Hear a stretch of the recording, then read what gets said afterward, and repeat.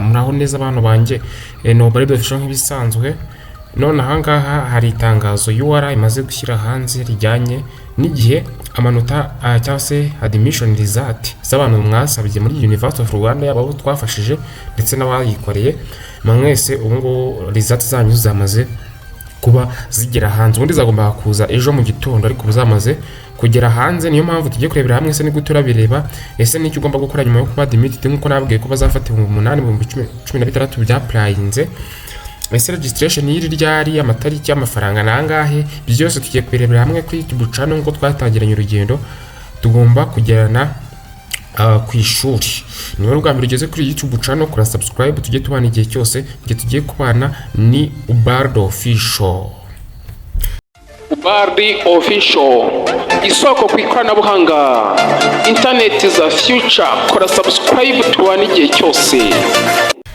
Hatinze rero murabona hano ni kuri University of Rwanda iri ni itangazo rya University of Rwanda wenda kanse nkujyayo mbanze ndikureyo mwese mureba urabona nk'iyo tuje hano handitse notification announcement warangiza ugahituza nkaha tubonaho itangazo rimaze kujyaho mu mwanya regarding the release of admission result for academic year 2025-2026 undergraduate academic program ngiri rero kandi umwari bonye dore ngiri niryo rigiri nafunguye rero katurinyuzemo amaso turebe icyo gukora nyuma yaryo ni ukuvuga ngo announcement regarding the release of admission result for the academic year 2025-2026 to the undergraduate academic programs. The University of Rwanda is pleased to inform all candidates who submitted their application for admission to different undergraduate programs for academic year 2025-2026 that the admission results are out now. Bivuze iki University of Rwanda iramenyesha abakandida bose babashije ku applyinga cyangwa se bakoreza application zabo muri admission ya University of Rwanda as undergraduate ubwo ni A0 ko results zabo zamaze gusohoka. The following should be noted. Ibi bintu bikurikira ugomba kubibika mu mutwe wawe. The first, admitted candidate can access the acceptance letter for the program they have been admitted into through the online link. Umuntu wabaye admitted agomba kwaksesinga accepted letter cyangwa se acceptance letter ubwo ni letter ikwemerera kuba wemewe warafashwe na University of Rwanda binyuze kuri iyi link murayibona ipininze kuri video hano muri comment yewe no muri description irimo muranyihanganira ntabwo meze neza ariko ntabwo nari kubura kukaba guidelines for the online access to the acceptance letter are available on the University of Rwanda. Iyi link nayo niho hari guideline y'ukuntu wakagisesinga ino e-feeling cyangwa se no link babanjije gushyira hanga.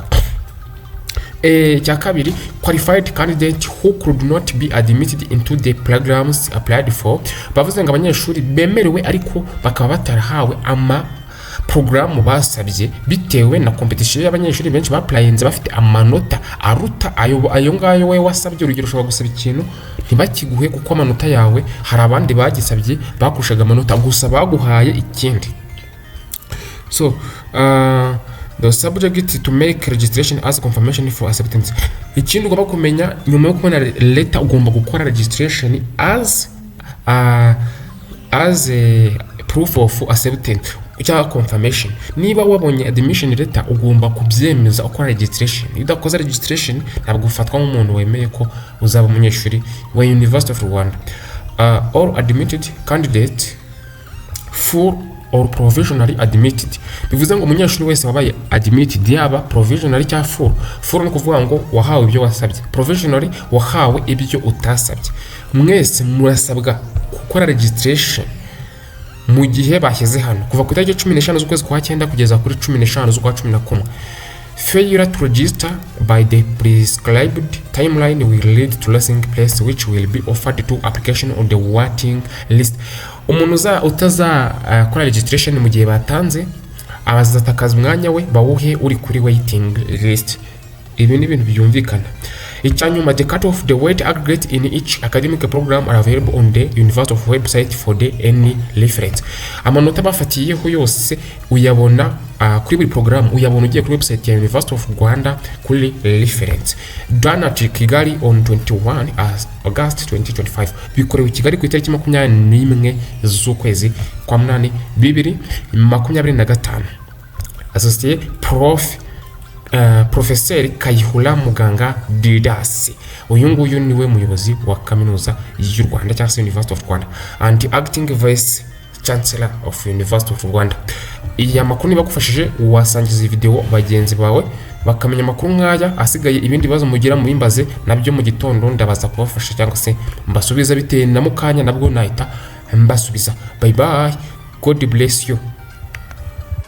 Ubalde official, isoko ku ikoranabuhanga, internet za future. Kora subscribe tubane igihe cyose.